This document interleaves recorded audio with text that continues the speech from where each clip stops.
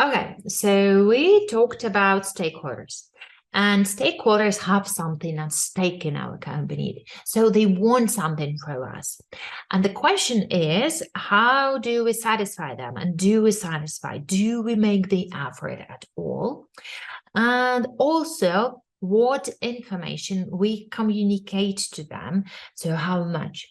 And there is a very nice model that is called Stakeholder Mendelow's Matrix for stakeholder analysis.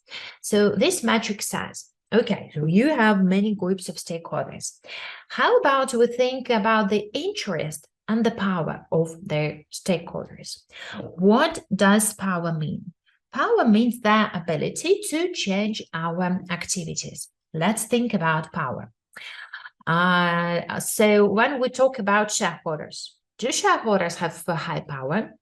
Well, you know what? I think that actually quite often they do, because they can come, they can vote, they can change the strategy, they can fire the board, and so on.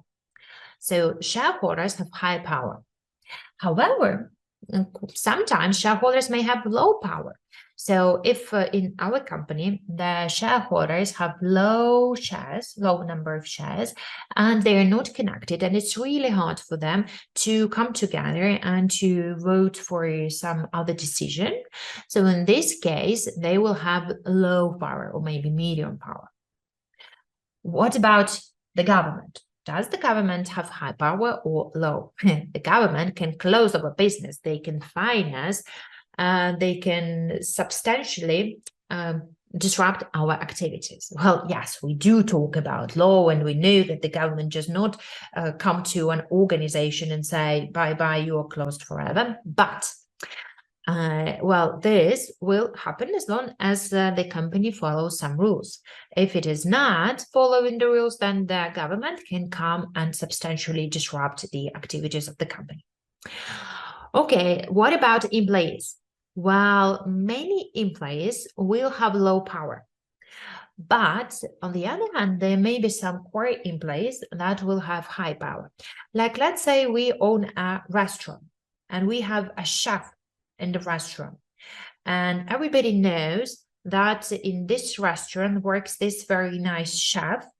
And the fact that that chef works there allows us to get many customers.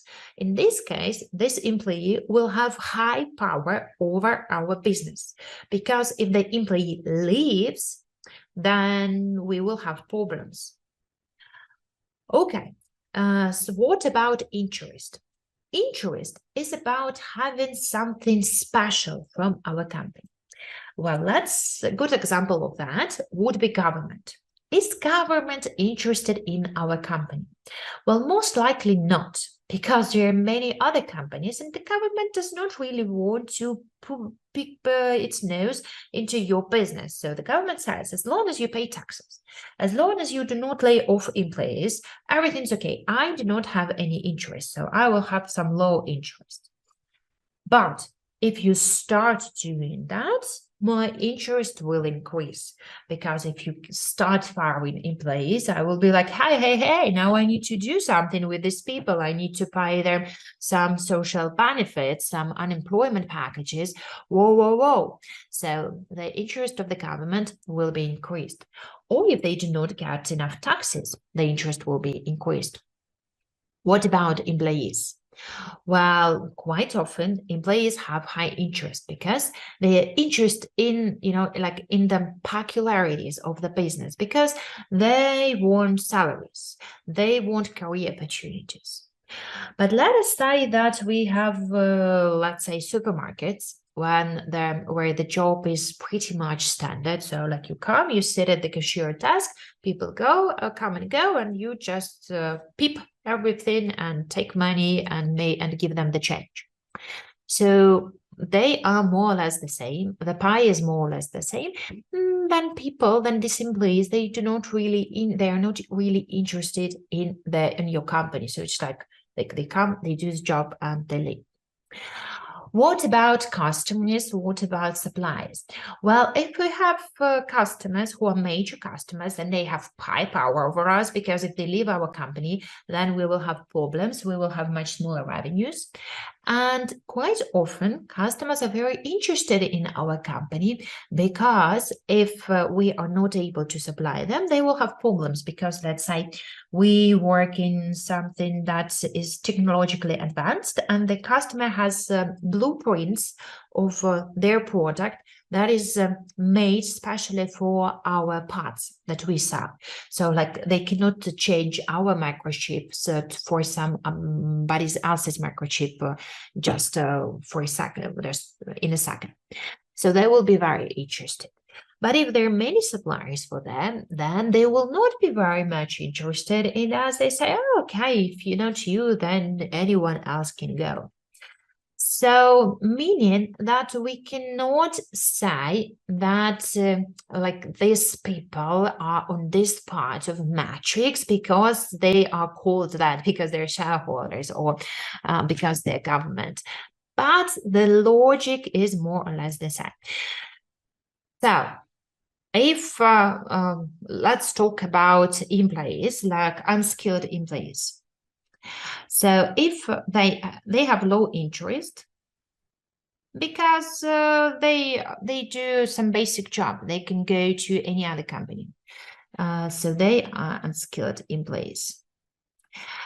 And they have low power because if they leave, we will not notice it. But again, if there is unemployment, then they will have high interest in whatever in our company. Who is going to have low interest by high power? That is the government. Maybe they are going to be customers, because if big customers leave, then we will have problems. Okay, now who else do we have here? What about managers? What part they will be in? They have high interest, and we can say that managers have high power. Why? Because they can make decisions that can harm the company, or their decisions can, on the contrary, make the company excel. So managers, directors, key employees, and who else? Well, we can say that suppliers have high power over us because we rely on the reliability of their supply for us to work, but also they are very interested in us to buy the product at certain volume at certain margin. So maybe some key suppliers. And they are key clients. And as for those who have high interest by low power, that are some small suppliers, and they are some more skilled employees. So there may be some suppliers. There may be some more skilled employees because they would want some career opportunities or something special from our company. This is just an example. Well, we can think about the lenders, the banks. Do they have high power? I think they do, because they can take their money back and we will have problems. Do they have high interest? No, I don't think they do not. If we pay the interest rate in time, they do not really care what we do. So they would be in this keep satisfied section. Oh, and yes, talking about the names of the section. So we put we made this stakeholder map. We put each and every stakeholder in the respective section. And now this section tells us what to do from the point of view of the information sharing. If these stakeholders have low power and low interest, we say that we just need minimal effort. We can almost do nothing. Well, like let's say if these are unskilled employees, we pay them some basic rate, some minimum rate that is allowed by the government. Well, maybe a little bit extra because we're so very generous. but we do not really need to invest much because they do not really care and they cannot actually do something. However, if the interest is high, but the power is low, we need to keep them informed. We need to keep them informed of our decision because they really care about it. And we do not want them to be disturbed. We do not want them to feel bad because if they do not really like something, they can get together, and then when they get together, they will get greater power, and then they can transfer to the sector where we have key players. So let's say if we talk about employees, about skilled employees who have high interest but who do not have high power, if they are not happy with our behavior as a company, they can form an employee union. And then this union will have power, well, because the union can organize a strike, for example, and as such, they will become our key players. So these are employee unions. Okay, if we say that a stakeholder has high power and high interest, we call them key players. We need to do absolutely everything that we can to satisfy them. We need to satisfy managers so that they keep working for us, for this company, to guide this company over to the success. If we have suppliers who have high power over us because, for example, they supply microchips that have a and there is limited supply in the market, and we really want them to give these microchips to us and not to our competitors. So in this case, we will need to do absolutely what they want, and our information requirements would be more bespoke, more sophisticated. So maybe we will need to supply them with the quantities that we are going to buy from them, the margins, well, how we find, how qualitative we find the product, and so on. And finally, if a stakeholder group has low interest but high power, such as government, such as major customers, we say that, well, if they are not interested, then we do not really need to push them a lot. What we want to do, we want to keep them satisfied. So customers will be satisfied if we provide them with the expected quality and price. The government is satisfied if we, for example, pay taxes in time. So we will need this Mendelow Matrix because it will help us to track change of influence or influence power or the change of interest, to change the strategy if necessary. Like, for example, before, our employees did not really care about anything. They had low interest and low power, and we did not do anything with them.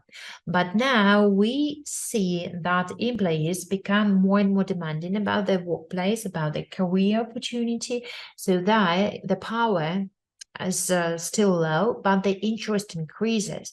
So as such, we need to keep them informed, and we also need to put a metric to ensure that they do not get much power over us, like that they do not form a trade union.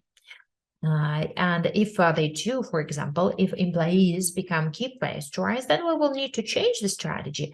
Like, for example, we will need to provide some special packages, bonus packages to employees to keep them happy with our company. Also, assess the impact of the strategy on the group and the impact on the company in turn. So, for example, we had a strategy to move our production overseas because this is cheaper. We draw this Mendelow Matrix, and then we analyze that, and we say, okay, so we have shareholders. Shareholders have high power, high interest. Will they be okay with that? I think they will be okay with that because the profits will increase, and as such that shareholders' wealth will increase. So we are going to communicate them with the plan on how they will benefit from that. Okay, let us have a look at the employees. Let us have a look at the skilled employees.